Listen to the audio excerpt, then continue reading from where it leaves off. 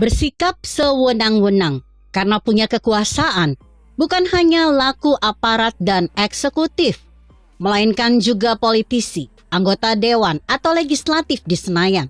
Dan tentu juga ada di daerah-daerah. Salah satunya adalah Effendi Simbolon, anggota Komisi 1 DPR. Kini dia mengaku terancam nyawa dan keluarganya setelah menyebut TNI seperti gerombolan. Dalam hal ini sejujurnya saya ada di pihak TNI. Meski tak suka kekerasan, saya bisa memaklumi jika ada anggota yang hilang kendali dan memberikan pelajaran disiplin kepadanya, biar tahu rasa.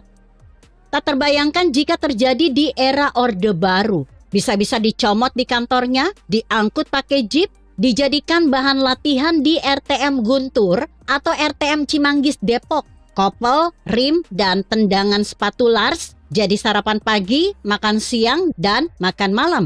Dimasukkan ke sel penuh kotoran. Sejauh ini dia hanya mendapat ancaman. Menurut Effendi, ancaman-ancaman tersebut masuk ke ponselnya beberapa hari terakhir melalui pesan tak dikenal selama 24 jam. Ia mendapat ancaman nyawa, keluarga, semuanya. Kata dia sebagaimana diberitakan CNN Indonesia. Mungkin teman-teman lihat sendiri, viral-viral alamat rumah saya dikasih, kemudian handphone saya 24 jam nggak berhenti berdering, tambahnya. Itulah kesombongan yang harus dibayarnya, memetik buah yang dia tanam. Dia pikir karena mengatasnamakan wakil rakyat, punya kekebalan menyatakan pendapat, hak imunitas, anggota partai berkuasa, PDIP, dia bebas menghina dan merendahkan orang lain, korps lain, merasa paling benar.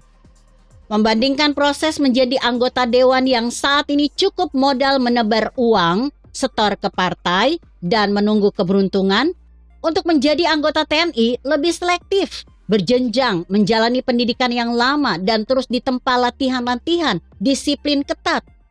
Ada garis komando dan aturan baku yang harus dipatuhi, mendapat penugasan di lokasi terpencil dan sulit, kadang hilang nyawa atau cacat.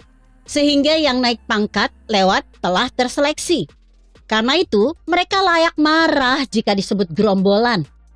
Effendi Simbolon bukan satu-satunya politisi Senayan yang arogan. Kalau Anda mengikuti rapat dengar pendapat di DPR RI Senayan, Anda segera mendapati anggota dewan yang sok galak, sok tahu, sok ngatur, pamer emosi, norak, melantur tak jelas, out of focus, yang sebenarnya hanya pamer kebodohan. Para jurnalis peliput DPR RI, rekan-rekan saya, mengaku sering dibuat malu atas ulah mereka. Ya malulah, mereka kan wakil kita. Mosok kualitasnya begitu? Kata seorang rekan yang ditugasi kantor ngepos di sana.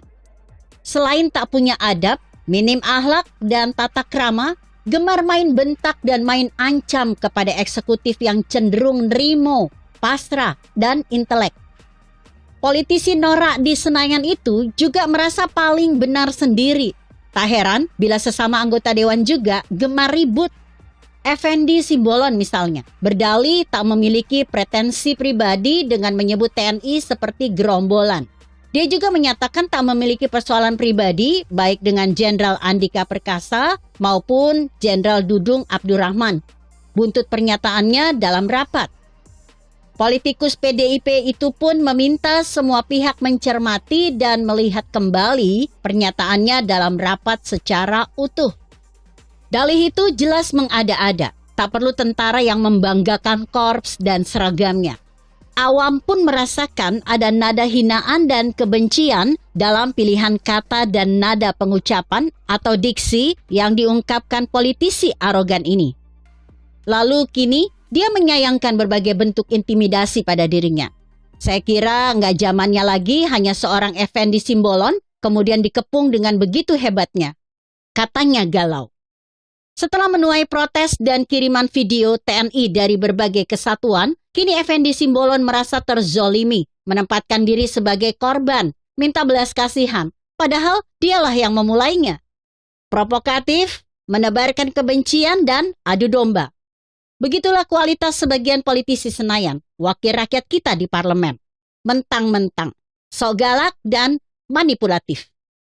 Begitu kira-kira. Artikel ini ditulis Supriyanto Martosuito yang disadur dari redaksi Indonesia.com dengan judul Effendi Simbolon dan Arogansi Anggota Dewan. Bagaimana menurut Anda? Jika Anda berpendapat lain, tuliskan komentar Anda di bawah ini. Saya Emma, Karisma 90.